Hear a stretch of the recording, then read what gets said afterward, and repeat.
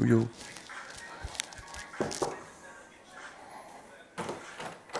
Yo, what's up, my man? Welcome to the Technician Workshop. Pretty pumped for today's setup, man. Merv, obviously behind the camera, is helping me out with some footage. Amazing content creator. We got the full professional setup today. It's got me keen. It's got me really keen. I've never had this sort of help before, so keen to do this because obviously it's probably one of my biggest, if not the biggest podcast I've done. You know, getting James O'Connor, one of the best rugby league or rugby union players in the world right now. And obviously his story is crazy, like the stuff he's been through and come back. So, you know, for me to have this set up, feel comfortable in my own home. I usually have a bit of music going. Right now I've got a bit of Lissy playing. But, you know, obviously I love to set up beforehand, get real comfortable, get in the mode. Funnily enough, my partner, she's a music teacher.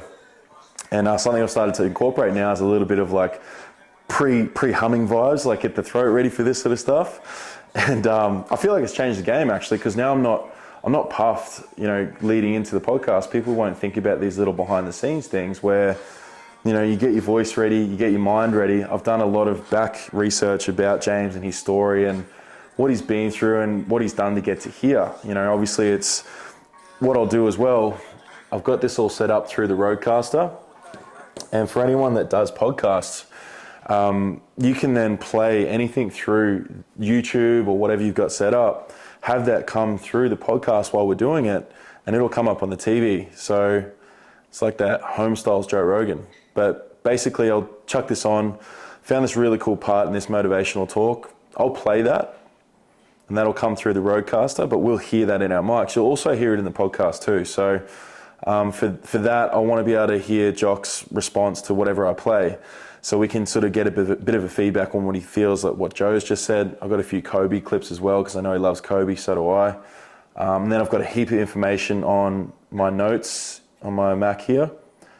And that's great for me to just go through. As much as I love organic flowing podcasts, I also love just knowing a little bit about it. So if I'm going through, and as James is talking about, you know, obviously where he grew up, what he's been through, I've got some great bullet points to come back to because I love going deep on this stuff. I love asking those questions that other interviewers may not have asked. And if you've done some research beforehand and you've got that ammunition to be able to just go, that way I'm not sort of sitting there asking those awkward questions that I know a lot of hosts do sometimes. So I feel like having it pre-prepared, having some information in my head, having a base knowledge and a base foundation is really good, as much as I love doing off top of the dome. Like I'm very much like freestyle rap kind of vibes. I grew up listening to rap. I love the way that they're able to build to certain lines and inspiration through just foundationally building it through what they say. So it's like a rhyme 10 lines ahead, they're starting to build that 10 lines before that. So that's the way I take my podcast. It's like, because I've listened to this stuff so much and I love the craft of it, I've understood it and how they actually write their rhymes. So if I can build up to that question through actually what I'm saying beforehand, that question hits a lot harder because my guests can resonate with what I'm saying that's related to the actual question I'm building to. So I remember my first time I had Isaac John, ISOF YKTR, and I could tell as I'm going through what I'm saying, he's sitting there thinking, what the fuck's this dude on? And then as I got to the question, he's like, oh, I see where you're going with the question. This is cool. And he saw that what I did was build the foundation of the question by telling a relevant story and telling my expression and my experience with it, and then relating that to what he's been through and how he might answer that question. And I love that. Ever since he said that, I attached myself to that and realized that that's my genius. My genius is being able to foundationally build the question through self-realizations and self-felt experience, but relate it to them by building up to that question through, you know, obviously just talking about some shit and then asking the question, not just saying, so how did you feel then? You know, it's having a bit more to it, like building it up, chunking it up a little bit. So I feel like this pre-preparation, as much as I don't focus on it too much, it is really important. It's just like anything, you know, being an ex-rugby league player, Merv will know about it. You know, if you, like pre-game, everyone's got their pre-game rituals. It's like knowing that if I stick to my pre-game ritual or even my pre-free throw ritual, like NBA players, you go back to what muscle memory is. And for me, my muscle memory with podcasting is this exact same setup. Having the laptop in front of me, have the Rodecaster here, have this set up, have the notes. Like I know that when I'm fatigued, because you can become mentally fatigued during a podcast too, I go back to what I know and what I remember, which is all this shit I've done over 40 episodes now. So I've got that built-in knowing of like, I remember this. So subconsciously I know, I don't have to stress about it. It's just like, and I'm sure Jock will resonate with this, where it's like, the best training I ever did with the Broncos was the real basic shit, you know, drawing pass, fucking pass right to left, whatever it might be. They made us do that real basic shit over and over again, because when you're fatigued in a game, you forget the basics and you do stupid shit. So if you constantly train on the really basic stuff, especially even with life or whatever it might be, morning routines, morning rituals, eventually you'll get to a point where you don't even have to think. You are subconsciously automatically processed into knowing what to doing, because you've done it so many fucking times. And that's why I think so many of the teams I was in, especially at Mountain Creek, we were so good because Rob just made us do the basic shit over and over and over again. But also then the really tricky plays. You know, our split 1, split 2, Broncos, all these certain plays that he had built into us, we repeated them multiple times.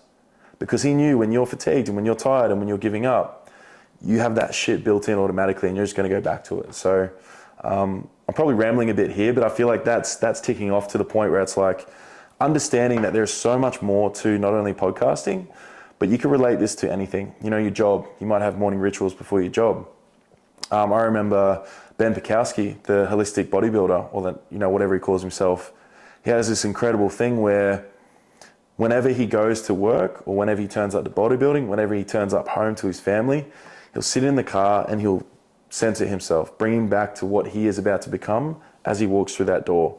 So he becomes dad before he comes back into the door, because he doesn't want to be bodybuilder Ben. He wants to be dad Ben. So he sits in calms, brings himself back to center, walks in there so that he's present with his family. So right now, and people have said this before, as soon as I put these things on, I become the technician. It's almost like I amp myself up and I change who I am from Trav to the technician, because I know that when I'm the technician, I'm better. I do what I do because I'm the technician. I do what I do because I'm Trav. You know, I'm the loving, caring friend when I'm Trav. I'm also that person when I'm technician, but if I have this persona, almost like this superhero suit that I chuck on before I jump in, I just know that all those automatic drip feed things that come into my life when I'm in that space, they happen. You know, it's just automatically happens for me. So that's actually a really great tip for anyone. If you feel like you need to be someone to go to work, do that shit. Still be you, but if you need to activate almost like that superpower to turn up for yourself and turn up for the people around you, like Merv's brand Turn Up, you know, it's all about turning up. So if you can turn up for yourself and the people around you, and if you have to step into that superhero suit or whatever it might be, do that shit, whatever works for you. Yeah, compartmentalizing. Merv's had a great point. It's like, it's not a bad thing that if you have to compartmentalize to make it elite and work through and be productive in whatever you do. I feel like that can work for people. And again, I'm not going to ever sit here and say that everyone must do these things that I do or what Merv does or whatever anyone around our circle does. But find your thing. Find your thing that works for you. Find your thing that helps you through your day, because at the end of the day, man, life's tough. So if you have all these little tips, tools, and tactics, like the technician likes to say, they can help. There's a deeper core reasoning behind most things, which is what I love getting into now after working with Lockie and rewire your shadow and that sort of stuff. I want to go fucking deep. But if you're not ready to do that yet, let's work on the surface level stuff to get you to that. Because working on the deep stuff can be tough. But I know that that's what's changed my life too. So as much as we started off with the behind the scenes of how the podcast goes, I feel like there was some gun content in that. Hopefully there's some value for some people to realize, you know, maybe they can incorporate some of these things into their day-to-day rituals, go to the gym, ready to get meditate, spend time with your loved ones, your family, your girlfriend, your boyfriend, whatever. Just understand that there can be a system to everything as much as you want to be present for everything and let things flow. Having a system and structures is what I've incorporated now, and it's what's made me successful too. So yeah, thanks for listening. Yo.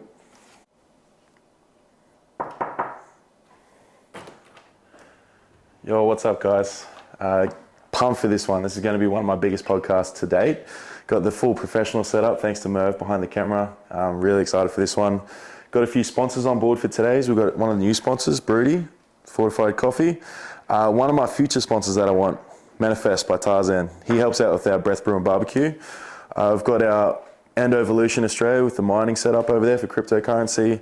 And obviously got the Roadcaster set up for a few clips for James to listen to with, I know he loves Kobe, I love Kobe too. So really excited for this one.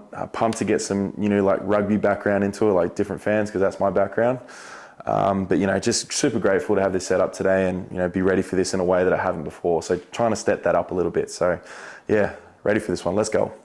You need to do more. You fucking done nothing, go do like a 100-kilometer walk or something. Play basketball for 24 hours. No, you said that.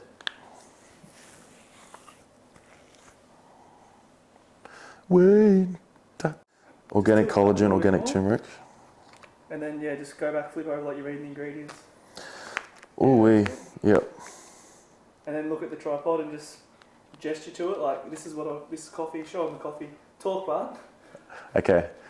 This is one of the new sponsors for today's episode. Incredible organic coffee, local. Tommy Mitchell and Mel Mitchell, good friends of mine, and obviously they've got a lot of really good reviews about this stuff so far. Organic collagen, marine grade collagen, MCT oil, turmeric. This stuff's incredible. Like, to feel love. You can run out and grab it. Go get him.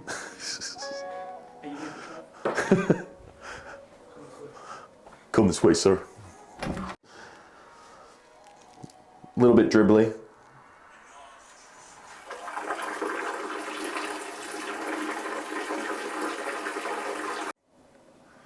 All right. What's up, guys? Welcome back to another episode of the Technician Podcast. Today I've got a very special guest with myself. We've got James O'Connor. What's going on, brother? Not much, bro. It's good to be here, finally. We got it done.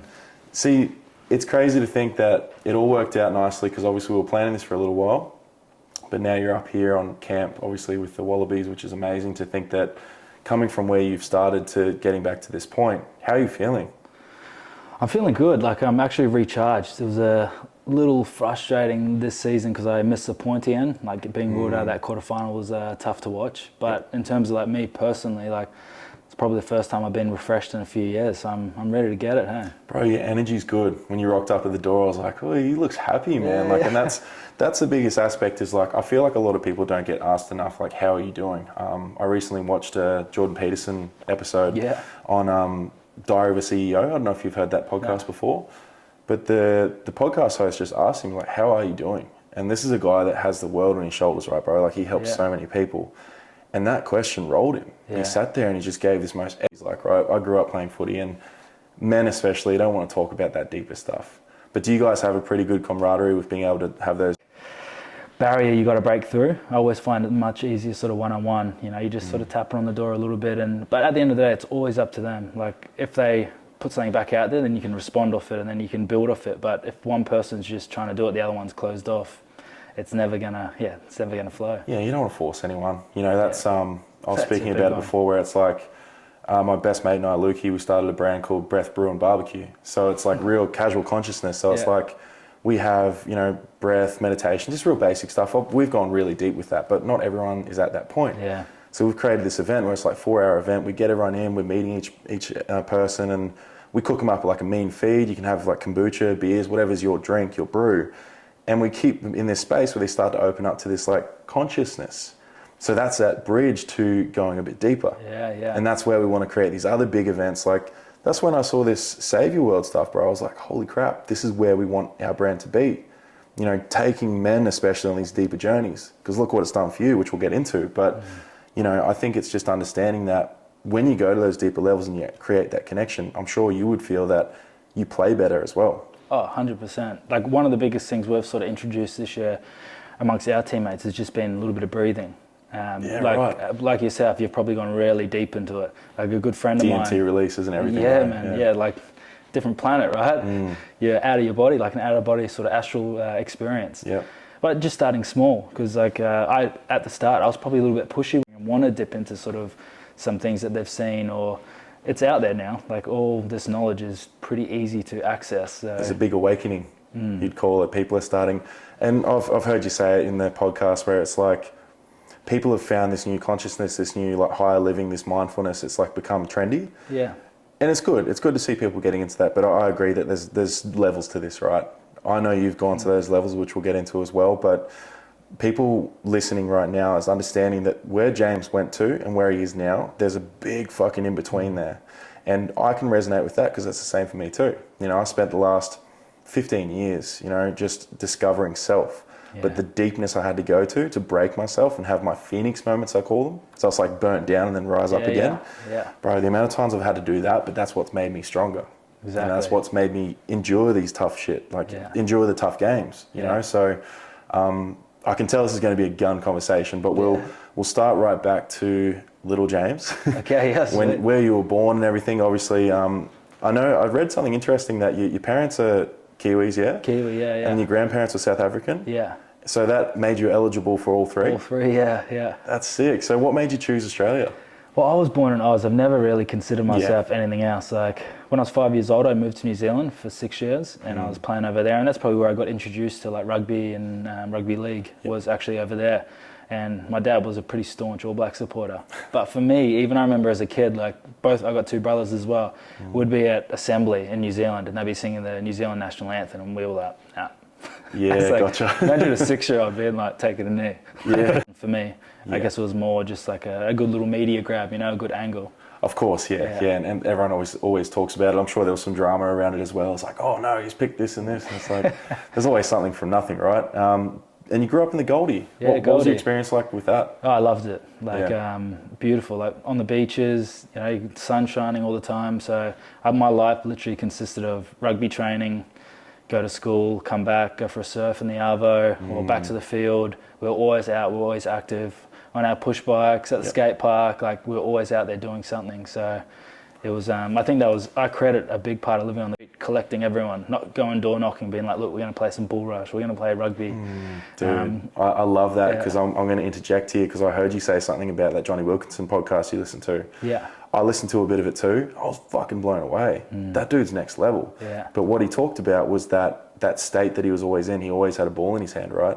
Because he was a creative. Yeah. He used that on the field. And he talked about being in an existential phase of like always being in fear or something like that.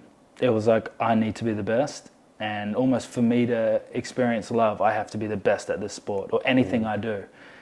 I didn't recognize that sort of, obviously as a kid growing up, it's only something I've reflected on and realized like, oh, hey, like that competitiveness it was a blessing, but it was also for the wrong reasons. But in saying that, like there is no right and wrong. For me, I've always enjoyed playing. Like nervous, I could sort of pull myself out of that a little bit. But on the field, it was always just instinct took over, and I really loved it. But it was that 30 minutes before the game where I would almost want to cry. Bro, that was me. So it's cool to hear that you worked through that and you became what you are now. But that's what made me leave the game.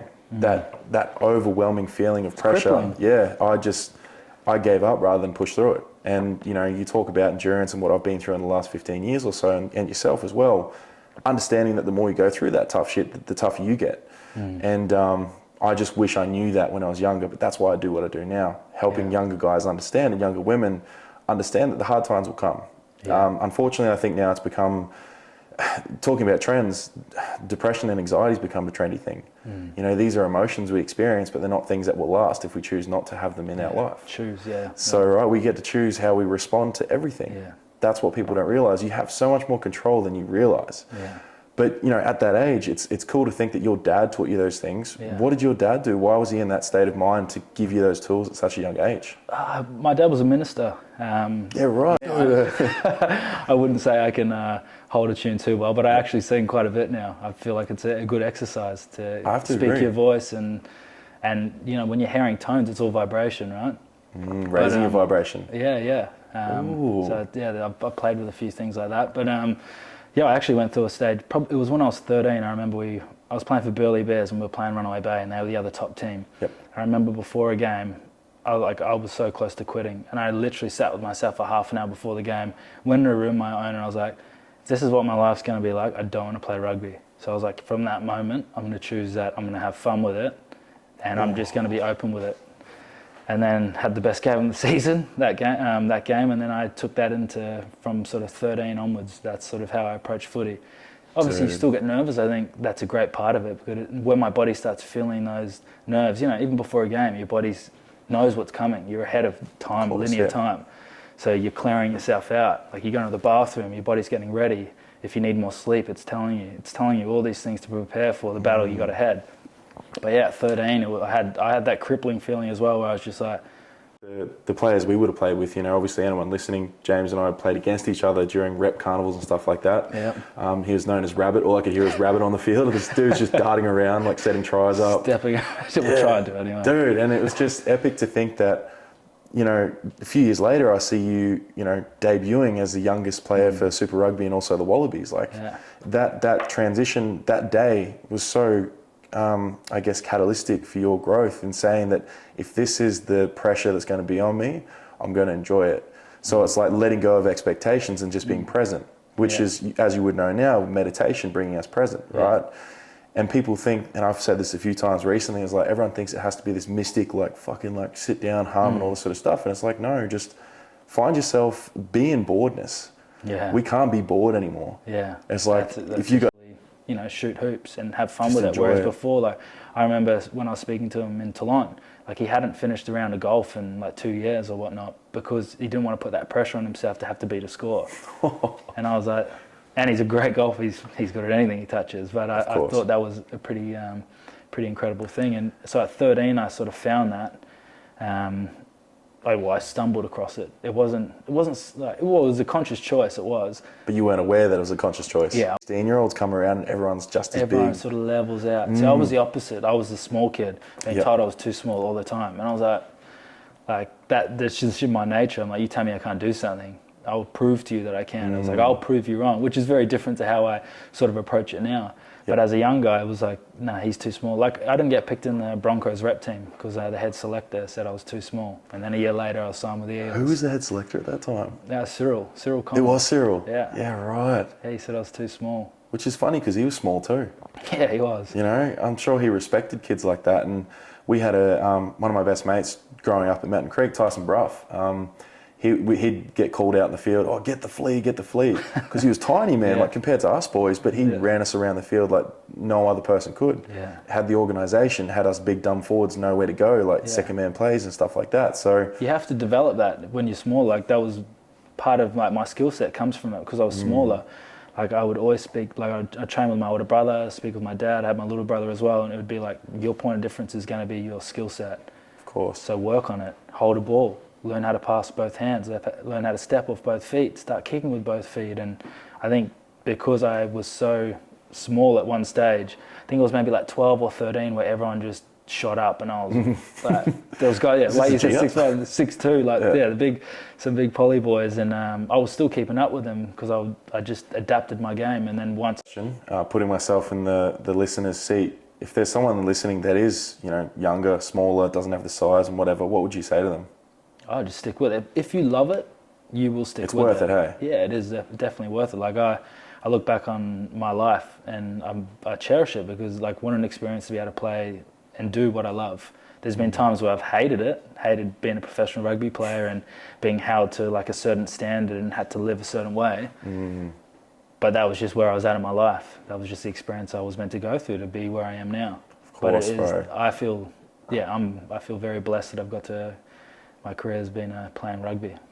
Yeah, and I guess getting into that, where this is the story I'm sure everyone wants to hear, but also I want to take a different route on it because I'm sure you're probably getting sick of telling it too. But I'm interested to see the route. So obviously, we mentioned that you got to debut. You're the youngest Super Rugby and Wallaby ever. Youngest Super Rugby. There was a guy who was younger than me, Wallaby, but youngest professional Wallaby. So what was that feeling? How'd you deal with that? Because that would have been a lot of bright lights on you at that time. I feel like that wasn't the difficult part. I was just like, deer in headlights a little bit. I was 7, so that playing in the Australian sevens team and being able to mark everyone one-on-one and just know that, okay, individually one-on-one, I'm going to, 80% of the time I can beat that first guy and no one's got past me yet. So at the top level, there were still guys who I was playing at that I'd idolized. But once you tackle them once, you're like, oh, okay. Then you tackle them again, you're like, oh, okay, I got this. But when I'd catch that ball, it would just be pure instinct. I was like, don't get touched. Stepping backwards, forwards, and then you learn a little bit more about the game and you develop that. But off the field, it was you're just constantly being fed until the first time your legs are chopped out, which is probably at 19 for me. And then again, then you built up again, then they get chopped out again. And then that was the difficult part, I reckon, probably when I got to the age of maybe 21 to 23. By 21, I was sort of over it. And then by 23, I'd sort of broken myself and destroyed quite a few relationships, and I was just over footy. I'd love to go into a few points there where... Further, and I hated that I felt that way about letting other people down, and I'd almost be angry at them, even though they're not even in the loop of decision making. I'd be angry at them for holding me to a standard. Yeah, fuck you for wanting me to do fuck better. You, Dad. So it's like you're unconsciously throwing resentment towards these people that just want the best for you because they're putting almost their dreams and goals on you. Yeah, but as well, like they didn't know what I was going through as well, because everyone just saw me fresh-faced, opening this door, opening that door. I was earning good money, I was having a good lifestyle, I was holidaying everywhere here, I was playing good footy, so it looks really good on the surface, but inside I was crumbling. Why didn't you talk about it?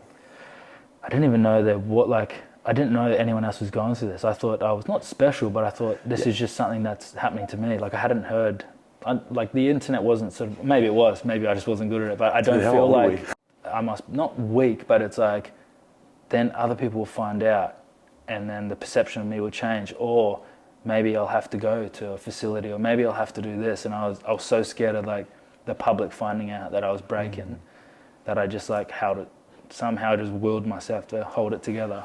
Dude, that's huge. Which is why when I'd get drunk, I'd fucking lose, like just be a pest. So that's where a lot of it comes, right? That suppressed shit anger, is being expressed when the truth usually comes through when we're drunk, right? Yeah. All those primal needs that we don't access to. So something we talk about, something I've done with my events, and that is we get men to tap into their primal warrior mode, which is the masculine, the very masculine. So it's like fucking screaming in someone's face. Yeah.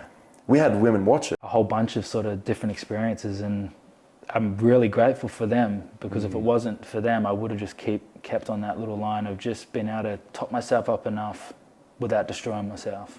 And then these happened, and it was like, I need to do something about this now. See, that seems to be a very common theme with my guests. We have those moments where our whole world's shattered, and we like finally realize, fuck, okay, I probably should do something now. It's like, I'm in hospital, I need to do something now. So after those seizures in particular, was that like, did you start to question your health a lot? Like you started to get real worried about that? Would that become in front of your mind where it's like, shit, I could die any day kind of vibe? Or was it just something that it was just another thing? Man, that's the crazy thing is I wasn't scared of dying. I wasn't scared of, I thought I was unbreakable. Even having these things, I was like, oh, sweet, I can't be touched. Like that was just how I felt. What I was afraid of was other people finding out I'd had these seizures, and then drawing a conclusion of like, oh, he's had this because of that, or because of this, and well, what's he doing? Let's look into let's examine his life under a microscope, and then see me for what I was. That's what I was afraid of, which is probably what drove me to start fixing myself, was fear. And then I realized that wasn't working because there's no energy in fear, and then I had to flip it. Wow, that's huge. Even just there's no energy in fear. So listening to that, anyone listening, it's if you want to look into something, look into the Hawkins scale of consciousness. I don't know if you've seen that before. Yeah. And if you're operating in a state of fear, it's very low vibrational. So there's a lot of people that become, we've all got those friends that are very pessimistic. It's like, oh, everything's always happening. This is shit. And it's like, attracted, eh? Yeah, right. And it's like something and I'm sure people are getting sick of me saying this, but it's like your frequency is what you'll frequently see. So whatever you're vibrating at is what you'll receive. So if we're vibrating in a state of joy, happiness and fulfillment, all these other beautiful things, what do you think life becomes? So if you're operating in that state of fear, then you're probably still operating it. Even though you're trying to get better, you're still having some shit things happen, right? Well, constantly happen. It was like, can I get through a month without something happening? I remember I had this conversation with Quade when we were probably we've had one recently, but it was happening sort of when we were 21. And it was like, we would talk together and it was like, I'd just stuffed up. And we'd be like, come on, we can't stuff up. Or it would be like, okay, you got to stuff up next. And then I takes a bit of heat off me almost, and with Curtly as well.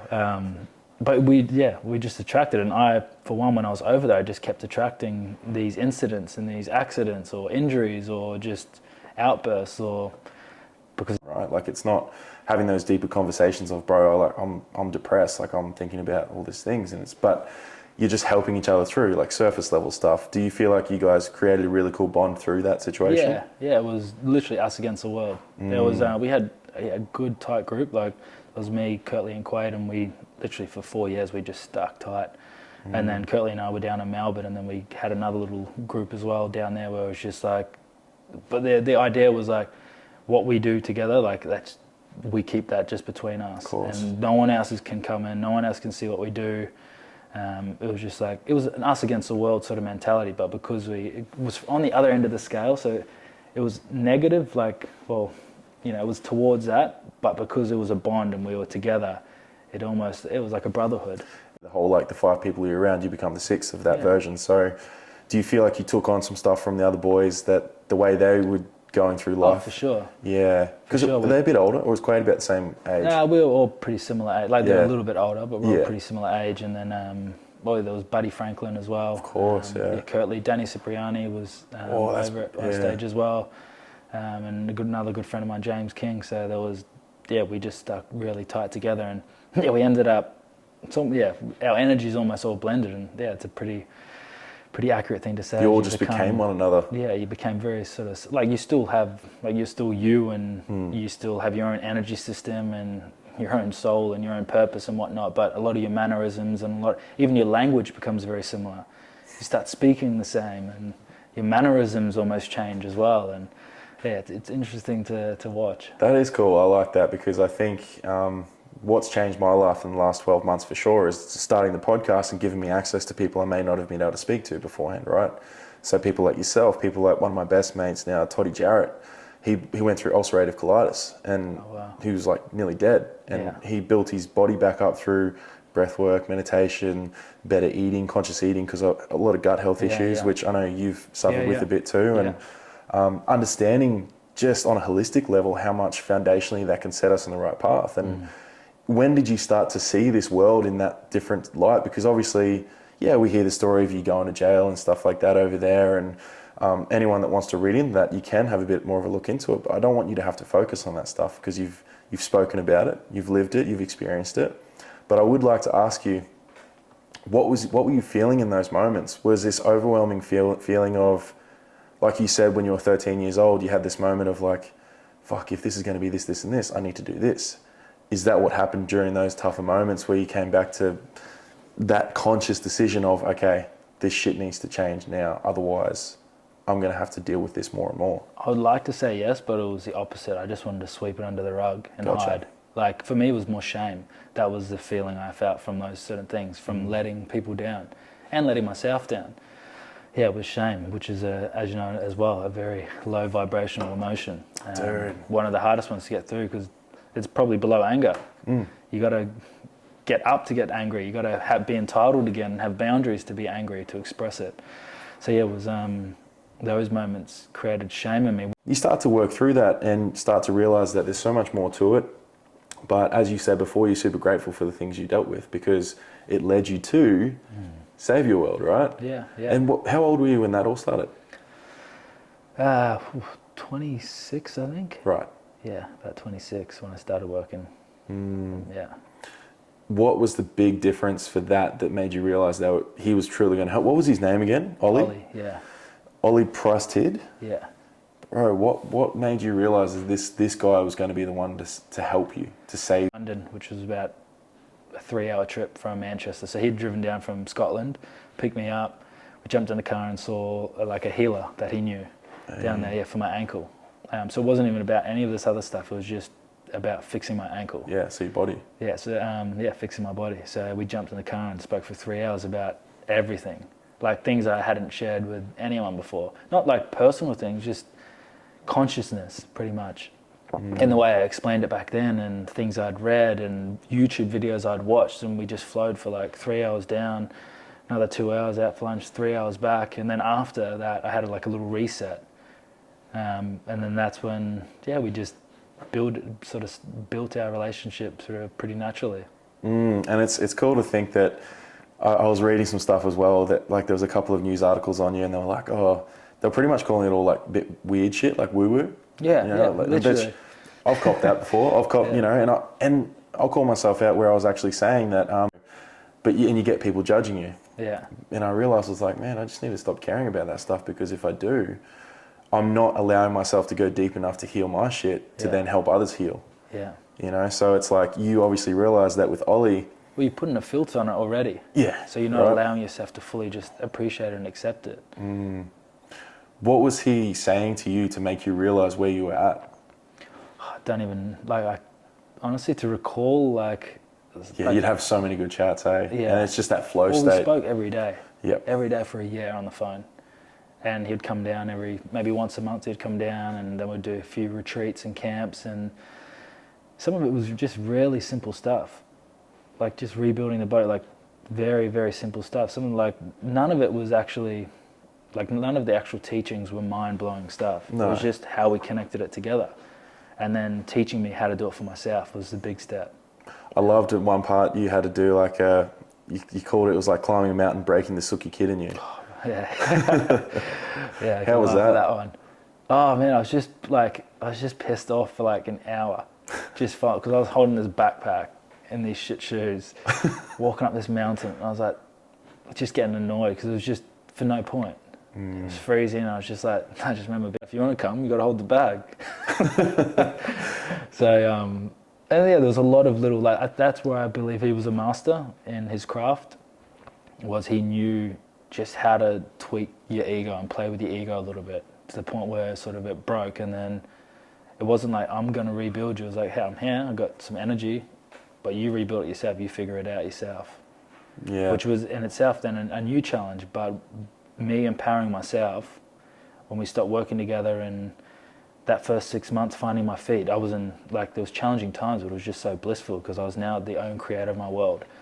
Like, I literally, anything I wanted, I could not manifest, but it was like, within reason, I could get, and I could choose to have, and I could go after and put my energy into this. And I had these great tools around me that I'd learned to be able to, like, re-energize myself naturally.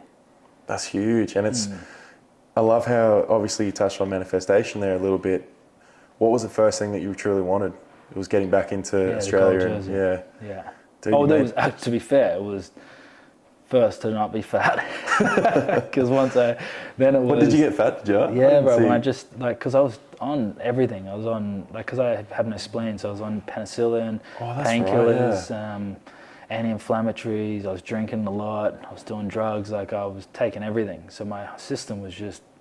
Were you real bloated? Adrenally, yeah, I bloated out for a few months. So that was the first thing. It was just, and even before that was like, I hadn't done like a tough session or a gym session without being on something, or like a little bit, my like consciousness a little bit blurred for like a year, I found. So just to be able to get cool. So I changed my thought patterns around it, and then to get back on the field and start playing and put a year of rugby together, which I hadn't done in probably 6 years at Sale. So I put a year of footy together, and there was a couple little injuries, like a rolled ankle once, or like sublux of a shoulder, like something like that, but I didn't miss sort of more than 2 games. So that's huge. Putting a season of that, but the goal was always to get back to Oz and to put the gold jersey on again. So that was the first time. I remember firstly making the camp and getting to go to South Africa and tour with the team, but the first moment was in Perth after we beat the All Blacks, where I was like, wow, like this works. How long after was it you proclaimed that was going to happen? Because you did that while you were with Ollie, hey? Yeah, well, like you said, we wanted me because of my history, putting out there, hey, I want to be part of the Wallabies again, and I'm going to play in the World Cup. Who would have been like, man, he's dreaming, he's smoking again. Stitch up. Yeah. So that was, breaking, like, just having the courage to put that out there was probably one of the biggest steps as well. And then massive. Also seeing the support from everyone too.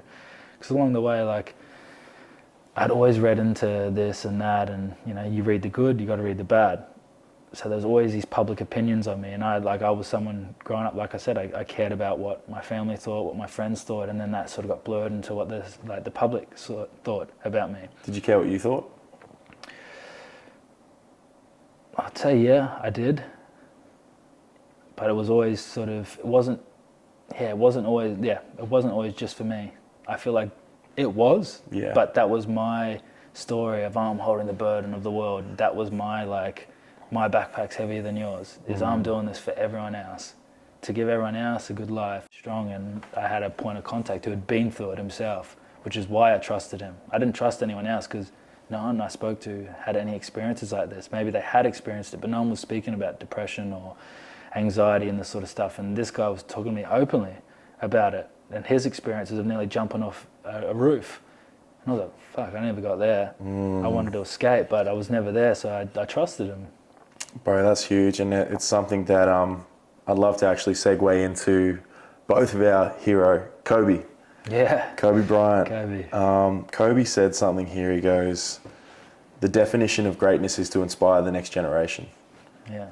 So what you just said then, I think the definition of greatness as well is being open to sharing our tough stories and being open to share the depression, the anxiety, the guilt, the shame, the burdens and all these things, because it makes them realize, even young women as well as young men, that these things are normal. Normalizing. One of the best rugby union players in the world right now is talking about the shit he went through, guys, and understanding that, you know, as much as surface level it looked like, you know, he's doing this, this and this, but you've just told us it wasn't that case underneath all of that. You were fucking struggling. Yeah. You had people help you. Yeah. It's okay to have people. It's okay to ask for help too. Yeah. That's something I had to learn, because as a man, we go into our cave. We don't want to burden anyone. Yeah. But as soon as I reached out and asked for help, everyone was there. Yeah. Those people that I knew would be there, but I still was just too scared to ask for help. Yeah. But they were ready, bro. They were like, fucking finally, dude. Thank you. Let's go. Let's, you know, come. Help me, brother. Sort of thing. So I'd love to now, what we'll do, I'll play.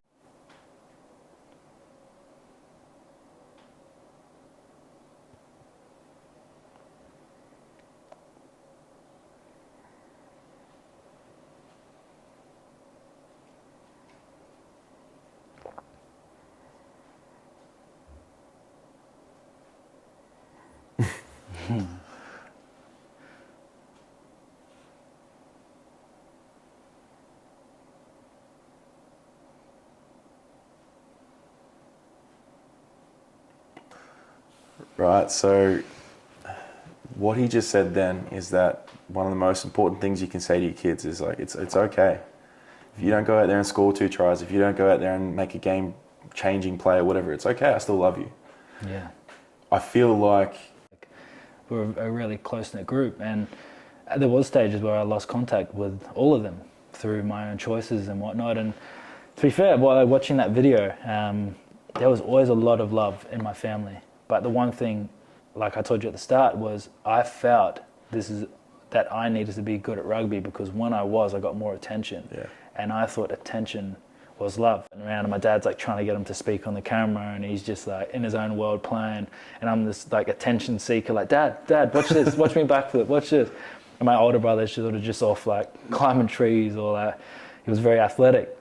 But so for me, it was like the better I was at rugby, the more attention I got, and attention was love. And if someone had actually said that to me, I reckon it would have changed my whole outlook on rugby, on life. Like, no matter if you don't score a try or if you lose, I'm still going to love you the same way. Like, like watching that, I'm like, that's very powerful. That is, yeah. And dude, intuitively, I just heard that, because I didn't know what I was going to pick. I was just like, fuck, I'll put some Kobe stuff on and see what's good. But that, for me, hit me. And this is the weird thing, right? Well, it's not weird. I won't call it weird anymore. What's happened for me in the last 12 months what's happened for me in the last 12 months is I've realized that my intuition is crazy. Yeah. So they talk about women having intuition. I've got this good friend, Beck, who did like an energy healing on me. And she said, I don't know what the hell just happened, Trav, but you had like this white light coming down through your head. You had your throat chakra was opened up, like blue was coming out. And she just said, I just felt like your intuition is crazy, like super high. So I realize now that what I do with my coaching, so I do coaching like one-on-one stuff, like dive into the subconscious and that sort of thing. And I realize what I do with my tech talks, being the technician, I call them little hour talks called the tech talk. As I'm talking to my client or whoever it is, my human, I help humans. Something just comes through me, man. Like I can just channel something. I know what to ask them, what to say. And I think that's why the podcast has done so well. Yeah. I don't even plan for most of these. Yeah. I just, like, this one I planned because I was like, I better have something to go, you know. Well, how much more powerful is your intuition than your mind? Way more. Your mind is so calculated, bro. Yeah. Do you know what human design you are? Projector. You're a projector. Ah, okay. Are you a manifesting Interesting. generator? No, I'm just a plain old generator. Yeah, right. Yeah. Gotcha. Just one thing at a time. We'd work well together. Yeah, we would. Dude. You'd have some great ideas. Oh, have the you ideas, studied man. gene keys at all either? I kid you not. I literally just got asked about them 2 weeks ago. I'd be interested to know what your gene keys are. Okay, I'll put that in there in the note. Because that might like show you why, like, or not tell you why, but explain, give you a few explanations. Like, it's all frameworks and it's all learnings. But when I studied human design, it opened my eyes up to a whole other realm, like a whole other world. And I was like, oh, that's why. Like, not that I'm not special. I am. Everyone's special. Yeah. Everyone's a unique version of consciousness. But when I studied human design, it was like giving me explanations of why I do things in a certain way and how my energy works and why I've found all these things that work for me, and it just correlated perfectly with what I was studying. And I was like, man, that's incredible. And then it empowers you further to dig deeper into it. And they said, build your intuition or whatever your gifts are. What did you study that through?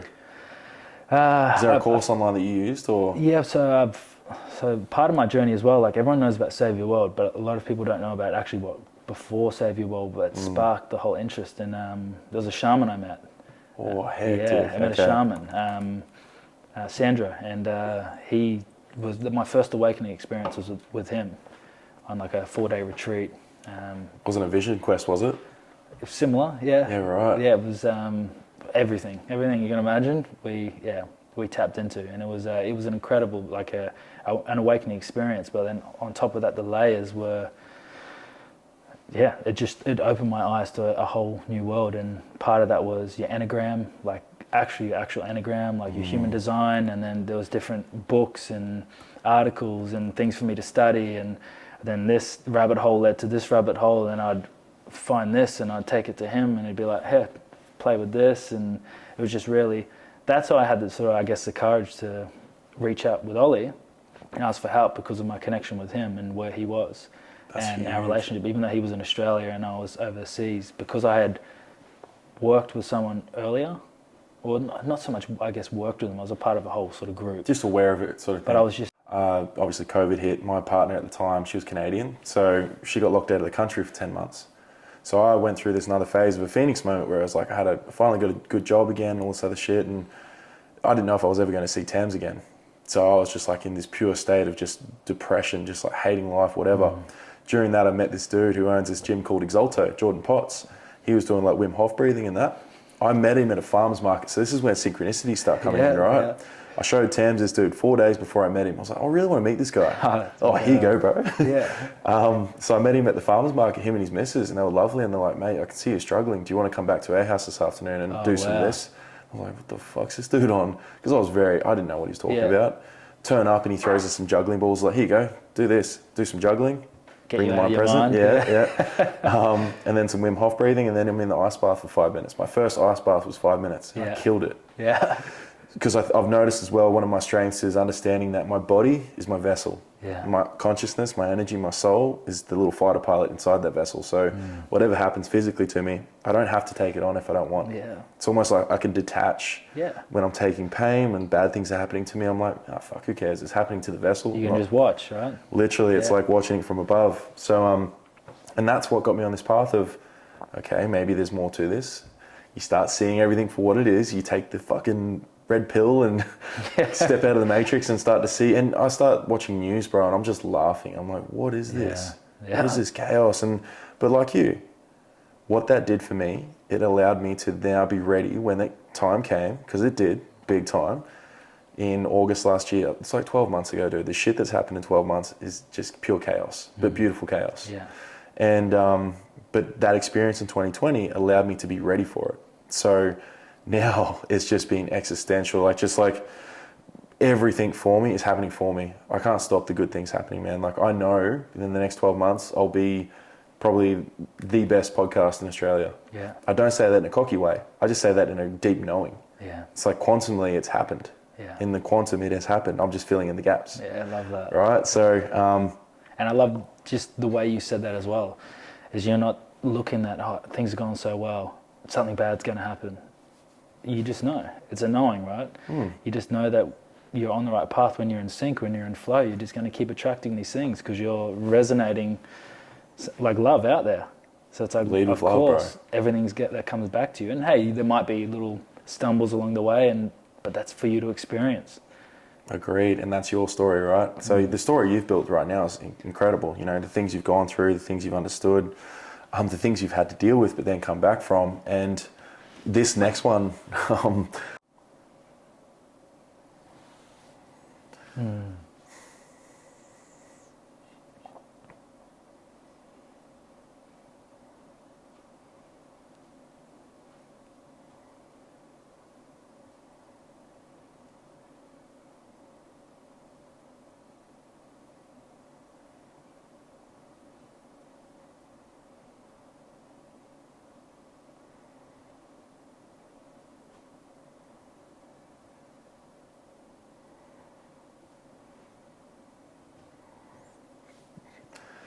right? So it's not the destination, it's the journey. Look at the journey you've been on. Look at this. Do you feel like the storm's over? Like you're still riding it a little bit? I feel like the storm I was in is over. Yeah. Like the version I am now and where I'm going with my world, it's completely like you can't compare them. They're on different levels. But you're always in the storm. That's what life is. That's this human experience is that. And like he said at the start again, like one of the best quotes, not quotes, I guess, I learnt was this too shall pass. So when you are high, no, you got to come down. When you are low or you're going through something, no, there's always dawn. Like everything flows. It's like hermetic laws, right? Like the pendulum swing. So for me, it's been about not how do I stay here, but being at peace instead of rather chasing the high, which then brings you to the low. Yeah, which I said to someone the other day, Lockie, that we're doing a program called Rewire Your Shadow. So it's an 8-week program where we dive deep, bro. Like the foundational stuff, it's all from childhood, right? So from 0 to 7 years old, our subconscious is built. It's created through these moments that our parents may have been fighting or left us or whatever, abandonment. So there's abandonment issues then manifest into our adult life when we have toxic relationships. Yeah. Because we're looking for love in certain ways, like you said. You know, you're looking through love through being the best football player. Yeah. You got you more love. So it's like those subconscious things are what are creating the current situations that so many men who are still boys. There's men that are 40 years old that are still little boys. There's women that are 50 years old that are still little girls. Yeah. Because they haven't dealt with that deep shit. So we're diving right into this rewire your shadow stuff, right? And it's understanding that that's where foundationally you've probably worked through that deep work stuff, and now that's why you're doing so much better. So if you said to someone, if you could give them one little tip, would you say that do the deep work would be a great start? Yeah, like you said, it's facing yourself. Yeah. I think for me it was stopping. I could never stop. Even as a kid, I couldn't sit still. Not ADD wise, just I wanted to be experiencing. I loved being around people. Like I'm a generator. I love vibing off everyone. I love moving my body. That's why I'm so pleased and grateful that I got to play rugby as a profession, because it's so in alignment with my being. Is being able to move every day and get my energy out every night and be satisfied with what I'm creating on the field. The biggest bit of advice I'd say is to be able to just sit still and just, like you said, be bored. For me, it wasn't ever sort of being bored because I had so many thoughts I hadn't dealt with. So many things I'd put in a box, and then when I sat still, they'd pop up into my consciousness. It'd be like, hey man. Like, Good mate, Jolie Andrews, that bro, he knows so much about crypto. And do you invest in it at all? I have. A good friend of mine is deep in it. Gotcha. So my knowledge is, I trust my man. Yeah, of course, and that's what Joel's that guy. You know, Yeah. if anyone wants to learn about it, he knows about it. He'll set you up because this is like passive income. Yeah. You get one of these bad boys rolling to a point where it could be making you thousands of dollars a week. That's a lot you'll have to invest to get to that point. But just understanding crypto as it's our future, big thing. So it's like I thought It's until the end of 2023, the World Cup. Yep. But after that, I'm just watching what's coming, and it's funny because as soon as you let go, even probably 3 months ago, I was like, okay, I need to and almost need to get my future secure or start like pushing some buttons and knocking on a few doors to just see sort of what's out there. And as soon as I actually just sat back and I was like, you know what, I'm just going to watch this and just see what comes, enjoy myself, play good footy, and the rest will take care of itself. And the funny thing is, as soon as you just let go, straight away, message here, hey man, can we speak to this, or can I have this person's number? And so there's a few things on the horizon. Like I just bought with a good friend of mine a property out in Yukai, or Smiths Creek. So Whereabouts is this? It's Yukai. That's northern New South Wales. Oh, right, okay. Yeah. So I bought 120 acres in the rainforest. Nice, bro. Yeah, it's pretty incredible. What do you got So planned for that? We've got 6 chalets out there already. We want to start holding Retreats? some space, some retreats. Yeah. Yes, So that's we're just about to build the big yurt. Yes. Big yurt out there, and I'm pretty excited about that. That's sort of just putting a little bit of energy at the moment on the side for that. I love that. Just watching sort of that space, and then outside of rugby, let's see. I think that's the biggest thing is surrendering to life. Mind you, like a technician. Yeah. And as he said it, I was like, whoa, that got said for a reason. Yeah. So I built my little logo and stuff and came up with it. I'll show you. I don't know if you've seen it or not. But essentially, as we talk about, force anything anymore. Yeah. It's just Force allowing is the it to key come. word, eh?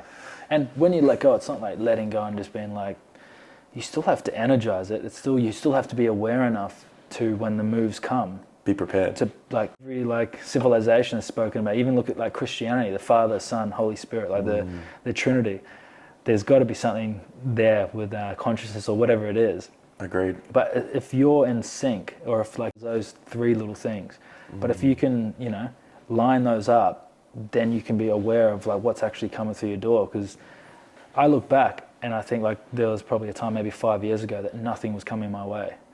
And now I look back at that time of where I thought nothing was coming my way, and I'm like, man, there was actually so many doors that were opening for you. You just weren't in a place to see it. Yeah, but and unfortunately, it's like anyone these days that we talk about, wanting people to become conscious, but the lifestyle everyone's been forced into, they don't have a chance. Yeah. Because you can't, like when you're in a state of sympathetic state, you're fight or flight all the time, anxiety from doing that you'd want to give to the listener. Tools, I'd say breathing. Breathing for me, it sounds so simple, but breathing. And like every now and again, immersing yourself in cold water. I feel like it's not just the physical like experience of what cold water does to you, or heat in a sauna. It's not just like, it's a mind. It's being able to go through something, sit with it, surrender to it, and then you get the benefits not only from like it's restricting like your blood vessels, and then you oxygenate yourself, you alchemize your whole body, whatnot.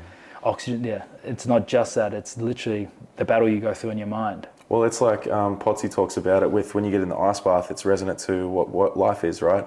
If you can go through that, you can go through anything. Yeah. Because the ice bath, And whatnot. Yeah. But it's not just for like, so you have recovery, but I see recovery as like the 3 again. The Trinity. I'm recovering everything. And once again, like putting yourself is like, there's all the things about, winning the morning, eat the frog, like doing these things that you actually don't want to do. It's funny now, I love getting in the ice. I love that experience. Like they talk about pain and pleasure. It's just like a tap of hot water, cold water. It's the same substance. So you can actually flip that in your brain by choosing. Ooh. Yeah, I guess Pretty like incredible, anxious and excited, it's the same. You just choose what it's all supposed on that to same be. plane. Yeah, you're just making a choice. And I actually really love getting in the sauna now. When you get to that 15 minutes on 100 degrees and your body's screaming like, get me out of here. Yeah, You're just how good is it? nah, bro, we're going for 5 more. Yeah. Have you done any of JP's events yet? Jesse Price? He's doing like the fire and ice stuff? No, I haven't done any of his actual events. Like we connected probably just a month ago. Okay. Caught up when he came out to my place, but I haven't done one of his events. No. We're going to connect. I've got him on the Poddy soon. He was meant to come this week, but obviously, as we all know, these lives of entrepreneur's and What he's creating? got the truck, On right? The truck, yeah. Dude. That's going to be pretty cool. Yeah. So I'll definitely be out for that one when that's up and running. When you're training, would you say that you're actually? That just reminded me, bro. I had a question from one of your teammates, big Harry Wilson. Will so. He asked me, "Can you ask James when was the last time he attended a contact session at training?" Well, it was actually. When was it? Tuesday this week. Oh, you actually? Yeah, right. Okay. Yeah. He gives me good old Harry. You can ask him. He'll probably listen to this. When was the last time you actually did a full session, big fella? Oh, okay. Got through an MAS without finishing 5 meters short. Yeah, shit. Okay, there you go, Harry. That's your answer. The Reds look after me well. I don't have to sort of do as much as I used to. Well, you shouldn't have to, right? Yeah, well, it's all now. Like I keep myself fit enough, and it's not through like just running and running and running. Like my just like standard level of fitness is pretty good now because your body remembers, right? Of course, remembers everything. It's just cells again. Well, you've been at the pro level now since you were 17. So, speaking of cells, do you know much about epigenetics? No, epigenetics. So epigenetics is what Bruce Lipton talks about a lot. Dr. Espen, who's like the Australian, Joe Dispenza. Yeah. So I've been to his 3-day event and stuff. That was epic. But we understand, and this is what my mate Poddy Jarrett talks about, where our cells regenerate every 7 years. Yeah. So it's like if I've got, which I tore my ACL, meniscus, fractured the patella all in one go playing basketball, and in my mind, I've always been saying, "Oh, sorry guys, I can't come play. My knee's fucked." You know, and that happened when I was 26, so like 6-7 years ago. And then Todd started telling me about this epigenetics, and he's like, "No, what you need to do is change your language and start saying, 'Oh, my knee's healing. It's just getting better.'" Well, man. What'll happen 7 years later is I'll probably have no knee issues whatsoever because my cells are taking on what my language is speaking, and it starts to manifest that and be like, everything's sweet. Yeah. So it's like, guys, here's a great tool. Understand that your language is creating your life too, right? I've literally did a course last year Oh. on conscious language, and that's probably one of the books you can read. Literally changed my world again. Conscious language. Yeah, Conscious Language by Robert Tennyson, and he does body language as well. It's I've heard incredible, that name. man, how every injury I've ever had has been related to, like, it's a physical injury, but it's been related to something internally. Yeah, emotional usually. I tore my groin last year because I was pushing too hard for approval. Like my ankle, no direction. Like, it's incredible. Like you read this book and you're literally reading like your past. Yeah, right. Even like any little touch you have, you just touch your nose in, it means I can and I will. Were you thinking about reading the book? So that should know, like, there's your shoulders. If you see someone itch their shoulders, like, it's burdens. Your right side is masculine, your left side is feminine. So this is about receiving, your left side, and this is about doing. Yep. It blew my mind. Like, again, this guy, I bought the property with a couple, friend of mine. They were studying it. They introduced me to it, and I was like they facilitated me in a session last year when I was going through something with my groin, and they facilitated me, and just straight away, like 60% of the pain was gone after 30 minutes. You know all the answers in yourself course, personally. So if I ask you, they've been studying this for 5 years, right? So it's not hard for me because I know how to explain this. That's a lot. I can't explain it, but I don't want to do it just like a disservice. Of course, but like, so you knows about this, like that don't lie to me and all these things. This is actually real stuff. Yeah. How your body responds under pressure, under fear, like in all to prove to other people that I was still fast enough to play in this position, which is ridiculous because I just won a Super Rugby competition and I'd done it like before, but somewhere along the lines I started like believing in this, and I let like a thought pattern get inside me that didn't actually resonate with me, and then I pushed outside of my limits. Dude, even in that last like 5 minutes you just spoke on, I think that in itself, if people can understand, that's by Robert Tennyson. Yeah. Do those, your friends, do they facilitate? Can people go and like work with them and do that sort of stuff? Yeah. What's their names? So there's Sandro and Ia. Ia? Ia, yeah. That's cool. Yeah. Yeah, right. Okay, so we'll get some. I'll put all this stuff in the show notes anyway, guys, because obviously there's some incredible value through this. Any books that have really stood out for you, like life-wise? Because I know one for me was Think and Grow Rich, which really got me understanding manifestation and stuff on a basic level. But it's the barometer of the soul. Ever heard of that? No, I haven't. Ooh. Yeah? Yeah. So I heard Espen say it at his experience, and I was like, man, that's cool. I love that. Because I always get people saying, "Oh, how old are you?" When I say 32, they're like, "Oh shit," because they think I'm like 24 or something. Yeah. But I just help them realize it's like, look, I am this way because I am happy within. So my soul is really happy because I'm on purpose. I've got amazing love around me. I'm joyful, and on purpose that the external looks good. Yeah. You know what I mean? So, body is the barometer of the soul. I'll actually show you that one. Yeah, that'd be good. What about any like YouTube channels that have like changed your life? Not so much. Like a lot of the stuff, like inspiring stuff, I've found just searching. Just searching. Whether it's on, I get deep on. Sometimes I'll be like, I actually love scrolling on YouTube every now and again, or on Instagram and finding this page that connects me to this, and I see, one of the best books I've read recently was the Seven Hermetic Principles, the Kabbalah. Yeah. Like that's a pretty deep one to start on. So maybe like one of the first ones I started on was The Way of the Peaceful Warrior by Dan Millman. Ooh. It was like it blends like it's fiction, but is it fiction? You know, it blends it quite nicely. You got the Carlos Castaneda series, which are pretty cool as well. But then another one I read when I phoned from the logical element, like I tell everyone to go experience human design. That's pretty incredible. And then a book I read was Power vs. Force. That was another interesting. It's quite meaty, but that was an interesting read for me as well. Yeah, they're huge. Like even probably just for you. Have you read the Ascension Papers? No. It's an interesting one. The Ascension Papers. I'd like to see what your thoughts are on that. Is this because it's like more towards people that have had their awakening or going through their awakening? Or? It's a guy who's having a conversation with his higher self. Oh, which is it's like, so when I first read it, I've read it twice. So the first time I read it, I was like, what is this? This is rubbish. Then, like, you actually see how it could be possible and then I'm reading this book and it's like I'm remembering.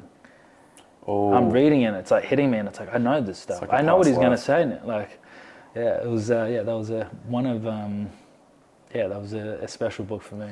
Damn. Okay, I'm gonna have to get that ASAP. Do you feel like you've elements of that? I would love to do some past life regression. Like I've read Dolores Cannon's few of her books. Oh yeah. Have you heard the third wave volunteers? Yeah, right. You're a third waver? Third waver. For sure. That's up, baby. It's, and again, like you hear these things, someone probably heard that and like, what the fuck? That? Yeah. And then they'll watch it on YouTube, guys. Dolores Cannon, she's got heaps of videos on there. But when I first read one of her books, I was like, I got to meet this woman. And I realised she was past as that. yeah, what was it, like 2014 or something like that? I'm not quite sure. Yeah, see, it's like, but this is the thing we talked about, when James had this incredible circle with like Quaid and that, but you can create your own circle through YouTube. Mentors, start listening to Jordan Peterson. Yeah. That guy alone will give you like, who's that other one? Robert Greene. Robert Greene, did I know Robert Greene? He wrote Power with 50 Cent. Okay, yeah. Yeah, Robert Greene's incredible. They talk a lot about the shadow, which is, conscious was protecting me from success because it knew what came with that. Yeah. Or what it perceived came with it. Success alone. Right? So, yeah, wow. Oh, dude, and shit, I had this, and I got goosebumps and shit, and I just like, holy crap, I think I've just untapped. And that's doing the work.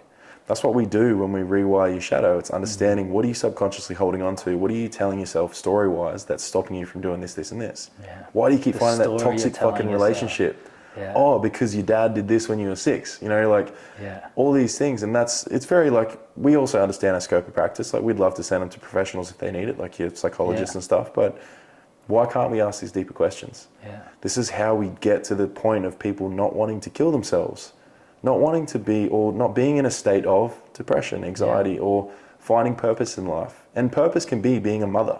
Yeah. Purpose can just be being. Yeah. I think it's incredible, like how some people, Yeah. hey, they're actually directly working with people hands-on. Like, I think that's incredible. It's funny, like, I used to convert things in terms of, like, when we Save Your World, the whole thing with Save Your World. I was only getting this many views, and how can we get it out there more? And it's not this and that. And I was like, actually, when I sat there, I was like, fuck, like, I know what happens when I read this. So if there's 200 people reading this, wow, when we first started. Whereas I was like, we need thousands of people. And then as soon as I let go of that, boom, just took off. But it was my blockage that was holding a whole business back, not just me, but other people. Oh, dude. It's incredible. Once you become conscious of the things that are unconscious, and this is where, do you know Carl Jung? Yeah, Carl Jung. So Jungians. it's like, I want to do that course purely based off the fact that, Jung brought it into the Western society of understanding what shamans had been doing for years and understanding our shadow. Yeah. So now that I understand this shit, my life's changed. And like I just said then, my success is changing because I've not holding myself back anymore. I was my own block. It wasn't anyone else's fault. Yeah. And I also understand, guys, like if you're on the path to building a business or like a podcast can take years to build to a point where you're making money from it. Yeah. I mean, I already am, but because I've changed the game, I don't listen to rules. Yeah. In it, it says you're supposed to get a certain amount of listens, views, and all this other shit to get a sponsor. I said, no, fuck that. I got more value to give. I'm just going to ask someone, hey, do you want to sponsor my episodes? Yeah. Got 2 sponsors, right? Like, it's you know, you can take what you want as well. Yeah. And that's something that changed my life, is stepping into my dark masculine. It's Oh, well, okay. right. So I was always super feminine. Yeah. And then I'm assuming that means you watched that video of me screaming in that kid's face. Yeah. So in December, that's what I used to tap into on the football field. That's what I've been missing since 20 years old, since I quit footy, right? When you're on the football field, you're in masculine, you're in competitive, you're like wrestling, you're fucking dominating people, all that stuff. That's awesome for men, especially. I hadn't felt that for so many years. So what happened when you finished? How were you expressing? It's the nice guy. So you would have become pretty bitter, eh? Extremely. Yep. But I'd Projectors, snap. bitter. I'd snap, bro. Like, I would always be nice, because I'm a nice guy, but I'm a good guy. Take what you want. Yeah. You can set boundaries. You can tell people what you want. So, which I'm assuming you probably would have figured out during that time, understanding, you know, you're masculine, you're feminine, 100%. the flow. Telling the kids of the tribe and whatnot, and okay, there's this vicious big black wolf and a big white wolf, and they're like, the dark wolf is anger, it's fear, it's jealousy. The light wolf is love, it's compassion, it's joy. And they're like, these 2 wolves are going to fight. And they're like, which wolf is going to win? And the kids are all guessing, and which one, and they ask like, what wolf's going to win? It's like, whichever one you feed the most. So if you're feeding your light side up, it will hold your dark side in balance. But if you don't have that like dark side, where like that's what we're drawing on, right? Every time I go on the field, I'm drawing on that. Doesn't mean I'm becoming it and I'm like reckless with it. It just means like I love my anger now. I used to be an angry dude, like frustrated, because I was so out of alignment. I'd be frustrated.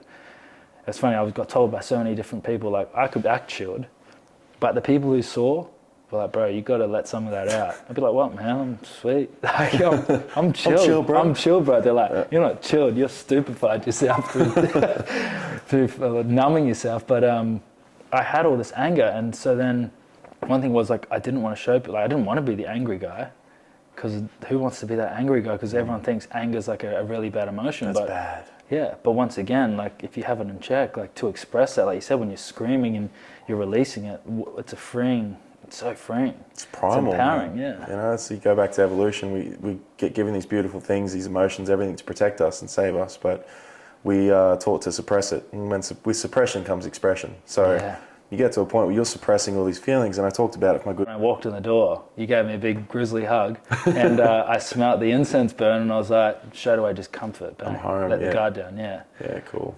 I'm the same, bro. Smells everything. If someone's, it's amazing. I think, you know, I had an incredible partner for 3 years. We separated in December. Nothing was wrong. She's Canadian. I didn't. I just felt like I'd leveled up, and she wasn't on that path as well, which is fine. We meet everyone where they're at. But I just made the decision that I wanted more in a relationship.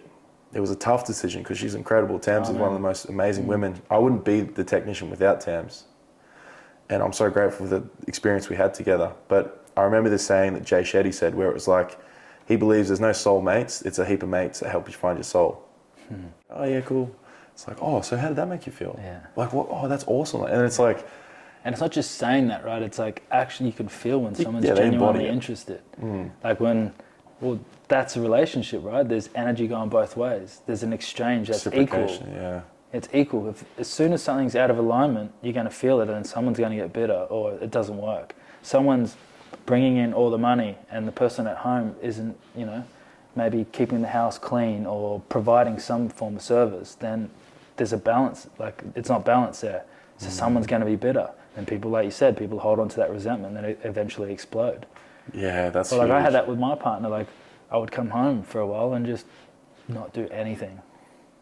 I was like, it was entitled. Like, I look back on it now and I laugh because I'm like, what the fuck, right? Like, what a, yeah. But like, I would just do nothing. I would just expect everything. And it was like, then when I finally saw it, I was like, wow, like I've been a piece of shit. Like, I've not actually, like, this isn't fair, you know? And you guys are doing well now? Yeah. Cool. Of course, like obviously you've become... Well, exactly like what you said, like, you both almost, you level up.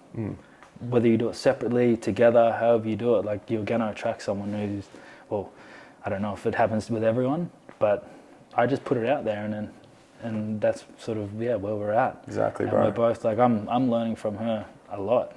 Yeah, that's I've learnt, cool. man, I've learnt, like, you spoke about Carl Young, like I learnt, like she teaches me quite a lot. Yeah, right. So she got you into that. Yeah. Interesting. That's awesome. And that's so. We've spoken about. Yeah, just let it But, happen, kind of thing. Yeah, well, yeah, to be honest, like, yeah, we're not sure yet. We're both in a, like, we're not against it, we're not for it. I like that because the reason I ask that question like that is because I feel like a lot of people get very defensive about that conversation of like parenthood or money, and I'm so open about everything, bro. Like, I actually am very similar to you, where I'm not even sure if I want kids. Yeah. It'd be amazing. I love went through kids. a phase where I thought that I wouldn't have kids. Yeah, right. And that was part of my conditioning as well, from just conversations I'd had with a friend of mine, and then those beliefs got blurred with mine, and whatnot. And I could see it was like the state I was in when I was coming through something. It was like, why would I want to bring a child into this world when I see how negatively geared it is? But then as well, like, I had a lens on that was only seeing the negative too. Once I let go of all that, like, we know what's going on. Yeah. We know there's puppeteers pulling strings, but does that actually affect me?